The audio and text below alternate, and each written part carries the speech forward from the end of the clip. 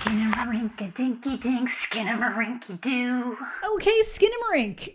I don't even know where to start with this one. Maybe the title, as you could probably tell from my intro, it's basically just a play on the old song/rhyme of the Skinnamarink-a-dinky-dink, but apparently it's Skinamarink, but I did think it was Skinamarink, but either way, it's just something that's supposed to evoke thoughts of your childhood. And like most of this movie that will have no clear explanation, a Skinamarink has no clear definition. I don't think this is a movie I can really spoil. It's the kind of movie that just exists as a feeling, an atmosphere of a memory that you might have had as a kid. And if that memory can take hold inside you, Skinamarink will unsettle you like no other. But if it doesn't take hold, you might be left feeling a little lackluster or downright annoyed at the whole thing. For all the people loving it, there are just as many people hating this, so if this wasn't the horror movie for you, I recommend checking out Sick. Unfortunately, it's kind of one of those things that feels like it's a little bit too late for the subject matter it's dealing with, but then also too early for the subject matter it's dealing with. But I think it's a really solid slasher. If you have Peacock, it should be on there right now for free. I think they do some really cool framing with the shots. There's lots of fun moments to engage with while watching. It's still tense and satisfying, so if analog horror isn't for you, try out Sick. Also, sorry if this video is a little bit more scattered than usual. I am leaving for Sundance a date earlier than expected, so in like 12 hours, so I'm just scrambling to get everything I need done before I fly away. But if you are at all interested in Skinamarink, you should just watch it. I can tell you things that happen and explain the different vibes, but I don't really think you'll fully understand what the movie feels like unless you experience it yourself. It's currently in a very limited run of theaters, so if you want to contribute to making a movie with a 15,000 Canadian dollar budget a big success financially and not just virally, and it's playing where you live, go give it a watch. And if it's not near you, it should be on Shudder soon. I can really only describe this movie as the VHS that you found in the crawl space of the house that your parents just bought when you were a kid, so give it a watch. It's like a sleep paralysis demon morphed into a movie. But mostly, even in terms of spoiling, there just isn't that much to run through. If you're remotely familiar with the concept of analog horror, that should give you a little bit of an idea of what to expect here. So the narrative of this is very loose and largely left to interpretation. I will be talking some spoilers later on in my general theories, but you should be safe for a bit. I'll only touch on the premise before I get there, and I'll be very clear when I get there. I mainly just want to start with the build-up for why this movie even started hitting people's radars so intensely. So while this movie wasn't really for me, there's a lot of people that are really loving it and people that are genuinely being terrified by it. And that's all because it started going viral on TikTok, where some people can't even finish the movie. They're so scared of it. I think they're being soft, but again, if this gets under your skin, Amarink, I'm sorry, I'll stop, it should hit you very hard. Written and directed by Kyle Edward Ball, Skinamarink is an atmospheric horror movie set in 1995 that feels ripped from a VHS that's been passed around and copied a few too many times with a very basic premise. Two very young children wake up in the middle of the night to find that their father is missing and they have no way out of the house. The windows, the doors, and comedically the toilet have disappeared. And even if this movie didn't scare or even really unsettle me, it still has a distinctly cursed feeling to it. It's a weird thing because I really feel like people should be watching this in theaters where they can to support this small filmmaker who's been working on this type of horror for years and to really let yourself get pulled into the experience. But I genuinely feel that this movie is going to hit you the hardest if you're just watching it alone in a dark room on your laptop with headphones. This whole thing is just loaded with these lingering shots of the same parts of the same house. Occasionally those things will change, like something keeps pulling the nightlight out of the wall in the hallway. The same shot time and times over, but instead of from the floor angle, it's coming from the ceiling angle. It'll linger on things for so long and then you think you'll catch this glimmer of a shadow that might just be the added film grain playing tricks. Because it is loaded with film grain and all the audio is static filled and words are either spoken loud but slightly muffled or sound like garbled whispers. When I said it feels like a VHS tape that's been copied one too many times, I mean that in every possible way. It wants you to let your imagination wander, to get lost in these staticky shadows, to bring you back to that feeling of being a kid scared in the dark, where even your toys can become nightmares. Per Kyle himself, this movie was graded and film grained within an inch of its life, which definitely gives it the distinct feel it has, but it honestly just kind of ended up hurting my eyes.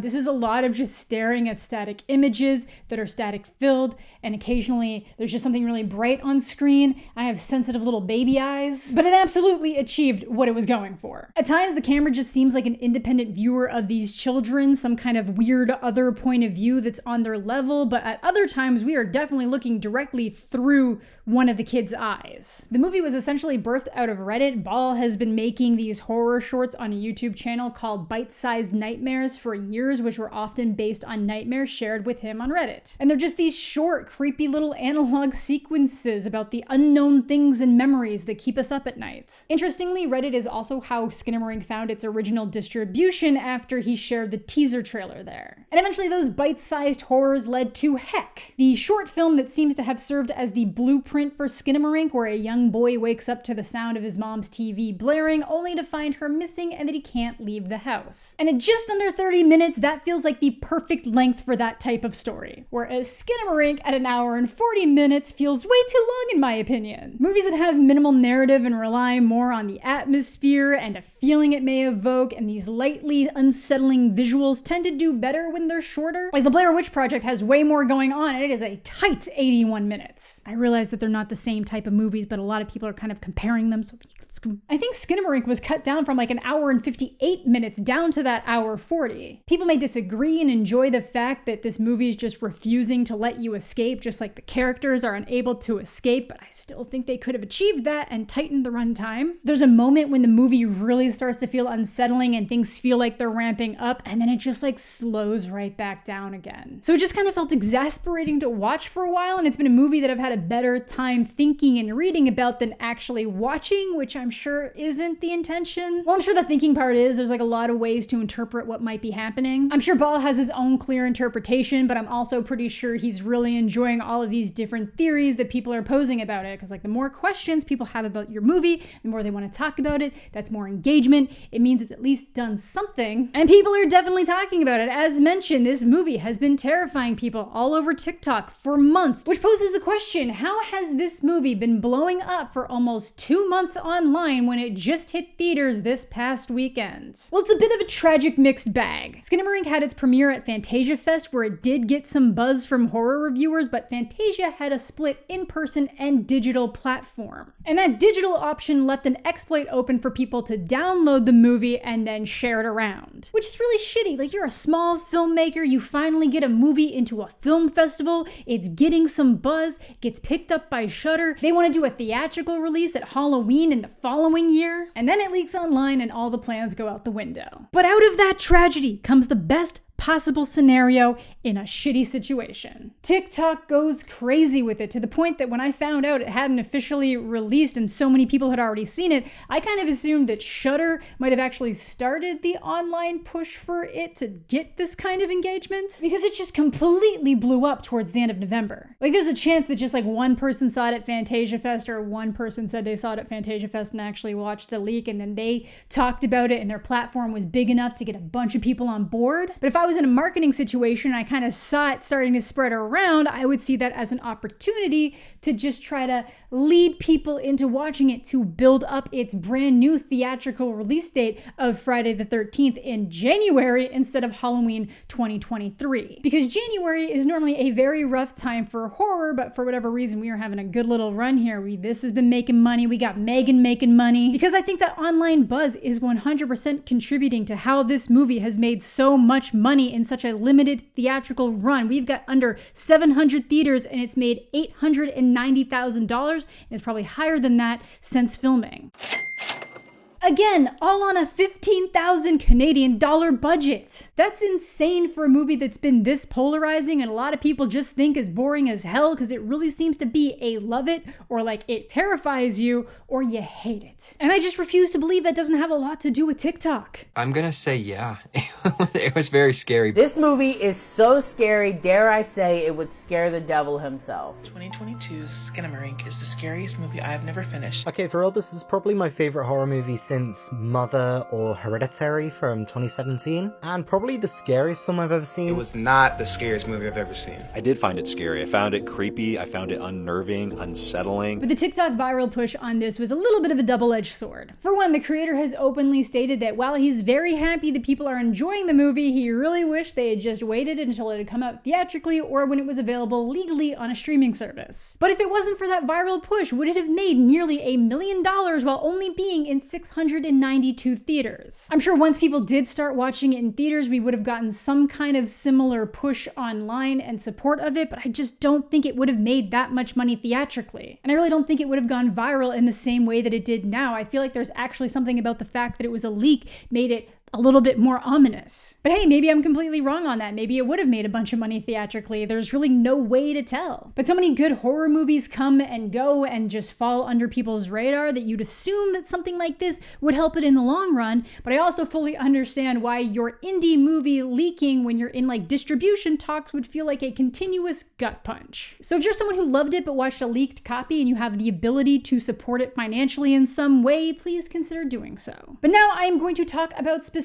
So if you want to avoid spoilers and don't want me spewing out a bunch of different theories, leave now. Rounding back, 2 young kids wake up in the middle of the night to their dad gone, and I do mean young. Kevin is 4 and Kaylee is 6. You never fully see their faces. That's one of the rules of the movie. It's just legs, feet, the back of their heads, some rare talking, and a lot of that talking is super muddled. Sometimes they make the choice to put the caption on screen, but other times it seems like they're completely fine with you not understanding what someone said. And dialogue is something I think this movie would have benefited from greatly. In that original short, it feels like the kid talked a lot more and he was also alone, so I think this probably would have benefited from some more talking, but that's okay. And literally anything that leads to the outside world has disappeared and the phones don't work. But every time they show that something disappears, this super jarring tone plays just so you're aware that something has disappeared. And that tone somehow completely fits the vibe of the movie while also feeling completely out of place. And if you're fully in, the darkness will start playing tricks on you, though apparently there is a scene where someone is hiding in the background. I thought it might be this one right here, but that might be too obvious and that might not be where it is, so who knows? But nothing really starts to happen for about 35 minutes. Like there's a conversation on the phone where the dad's telling someone that Kevin fell down the stairs, but he's fine. So again, all around this is just these lingering shots of nothing. The only near constant is that CRT TV I mentioned playing Public Domain as the opening caption makes sure we know cartoons. The few jump scares there are almost entirely sound dependent, which is normal, but in this movie it felt incredibly cheap. Like they go into a room, suddenly Barbie's just stuck to the ceiling. It holds that shot for such a good amount of time before a kid just screams out of nowhere and the flashlight drops. But nothing actually happened. The kid's just like, I got scared and couldn't go. So I was like, oh, you got scared to like immobility and then finally mustered the ability to scream like sleep paralysis? But then they just like shoved 2 buckets in the bathroom. So I'm like, oh, did you mean like you couldn't go as in like go to the bathroom?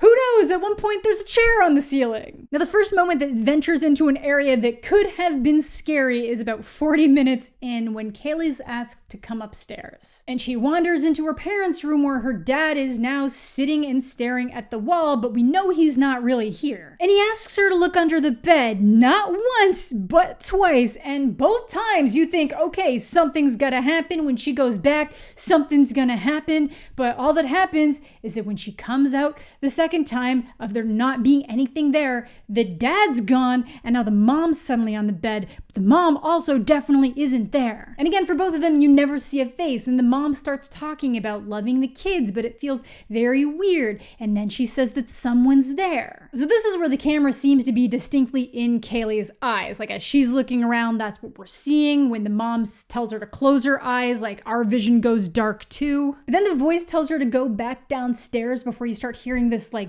bone-crunching sound. It then cuts to Kevin trying to find Kaylee, and a bunch of their toys are just on the wall, which is when we probably get the best moment of the movie outside of that bedroom scene. We hear Kaylee talking, but it's super muffled, and then when it cuts to her face, her mouth and eyes are just gone. And it's just this flash jump scare type moment.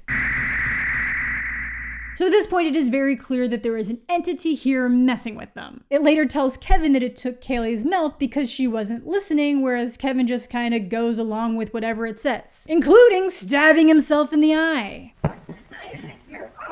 So we don't really see this happen. There's just like a loud scream noise and a quick pan, then you see blood splattered on a cabinet. And whatever this thing is, its voice just seems to constantly be shifting. Sometimes it's a dark whisper, other times it sounds like a distorted version of the mother's voice, which I personally think might tie into some potential themes. Then at some point, Kaylee seems to be gone and Kevin calls 911 even though the phones shouldn't be working and this shouldn't be happening. And he has a full conversation even though the call definitely isn't real and they don't even do something to make it seem like menacing as the call goes on. I don't know if it was supposed to give us some kind of false sense of hope that help was coming, but yeah, it certainly broke up the monotony. Then at some point the entity seems to lure Kevin into this in-between world, but like from the ceiling. And all their toys are piled up as the camera slowly starts pulling back in pulses. And it'll loop back here a couple times and sometimes there's like this door to nothingness. Then one of the more interesting things we're shown is like a montage of the kids with distorted or missing faces as if whatever they are now are just forgotten memories or as if the memories themselves are now distorted. Then 572 days flashes on screen, meaning they've been trapped in this same state for almost 2 years, which is ironically how I felt watching this movie. But in a short heck, it was actually broken down by sleeps, which makes way more sense because there's no windows, you don't know when it's day, you don't know when it's night, it's always dark, so the only way you would know that time was passing would be how many times you went to sleep. In the short film though, it's like terrifying.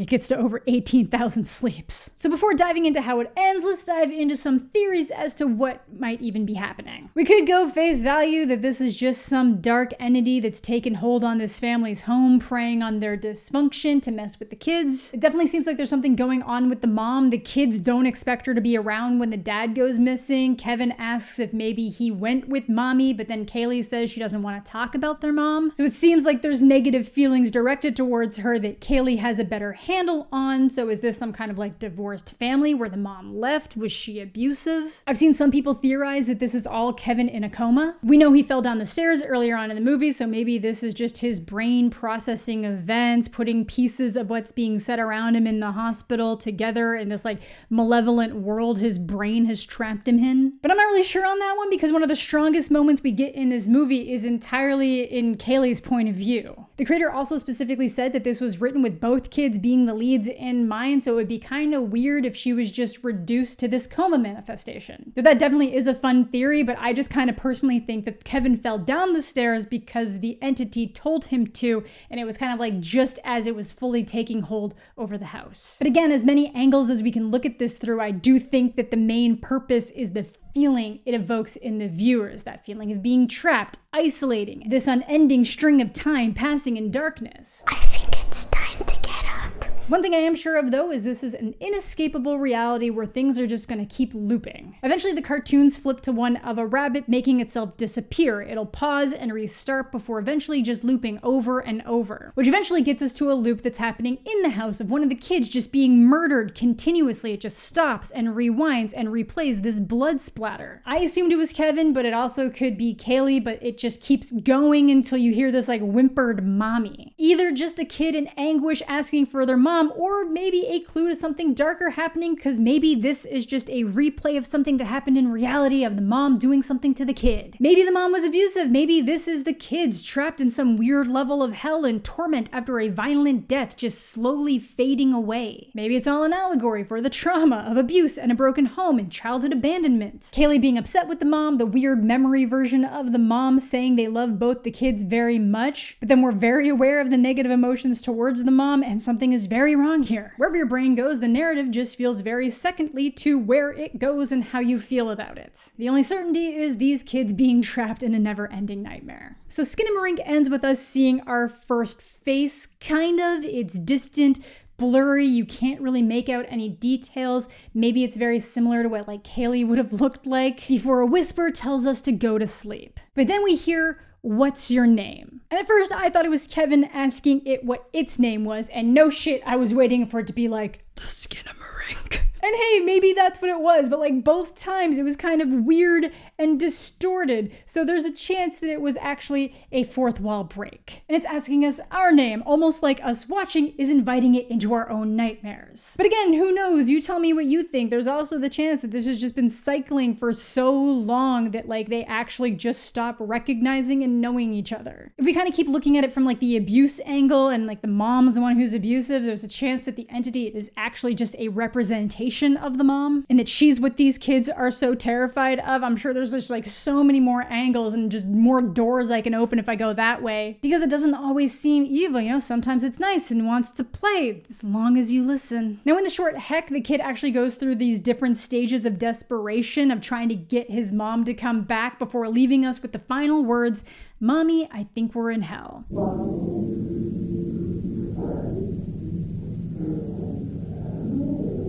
So if we kind of go on the idea that some of the ideas from Heck carried over into Skinamarink, would it also be putting forward the notion that this is some kind of hell they're trapped in? That seems pretty plausible for what's happening. It's definitely doing its own thing compared to Heck, like the entity isn't at all in Heck. But they're both just these horrific, ominous experiences of being trapped and abandoned, and it could be this like horrific look at death and what might happen to consciousness if it has nowhere to go. But yeah, that's Skinamarink. While the movie itself didn't really do it for me, I have been having a lot of fun thinking about different theories and nightmare scenarios, but if this is a movie that terrified you, I would love to hear all about it. I'm sure smarter people than me are gonna pour all over this movie and find little clues and hints that I might have missed, or just things they're gonna take different meaning from. There's even some stuff that I had thoughts on that I haven't even mentioned here because I just didn't flesh them out any further, but hopefully this was interesting. But that is gonna do it for today's video. Thank you all so much for watching. Thanks as always to my Patreon supporters and YouTube channel members. Subscribe to the channel if you're new, leave a like on the video if you're into that kind of thing. I hope you're all having a fantastic day.